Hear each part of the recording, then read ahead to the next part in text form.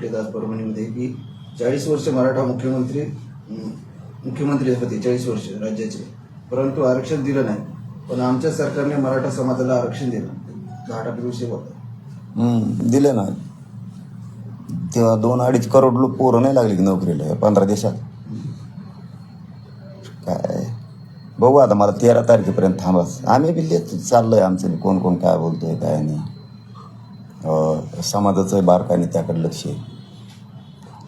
एक गोष्ट मात्र, मराठ्यांच्या गरिबाच्या एकजुटीमुळं एक भीती तयार झाली की जो येणारा नाही आहे, जो बघणारा नाही आहे, तो बघायला लागला आता.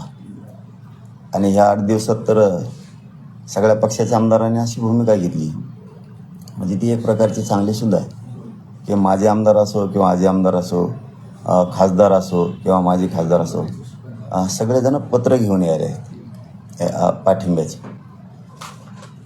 मग तो टेबल वाजणार असो किंवा नसो, प्रत्येकजण यायला आहे. याच्यातसुद्धा एक मराठा समाजाला चांगला संदेश चालला आहे.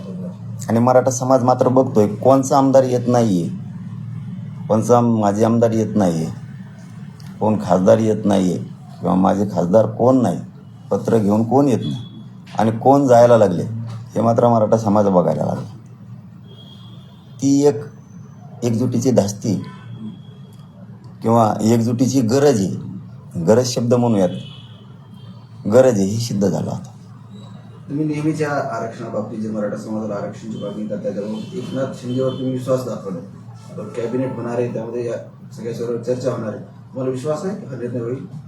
मांडण्याच्या अगोदर कसं सांगू, काय मांडलं जात आहे, काय विचारलं जात आहे, ठराव ठेवतं आहे कोण, नेमकं उपसमिती ठेवते का काय, आता मला त्यात बघितल्याशिवाय मी आधीच काय बोलणार त्याच्यावर. सरकारचे प्रतिनिधी तुम्हाला भेटायला येत आहेत, तर त्यांच्या बोलण्यातून त्यांनी काय आश्वासन दिलं, म्हणजे तुम्हाला अपेक्षा आहेत का यावेळेस मागतील आणि काहीतरी प्रश्न मागले? हे बघा, आंदोलक या राज्याचं असो किंवा देशाचं असो किंवा गावचं असो, अपेक्षा ठेवणं हे त्या आंदोलकाचं कर्तव्यच असतं.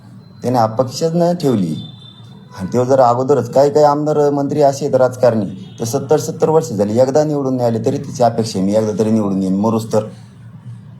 आंदोलकाची भूमिका, जर ते पहिल्यांदाच अपयशी बोलायला लागलं तर असं कसं होईल. त्याला आशा ठेवायला लागते, सरकारवरती विश्वास ठेवायला लागतो, तसा मी ठेवतो. पण माझा विश्वास माझ्या संघर्षावर आहे, माझ्या समाजाच्या चळवळीवर, माझ्या समाजाची एकजूट आहे. आम्ही खेचून आणू आरक्षण.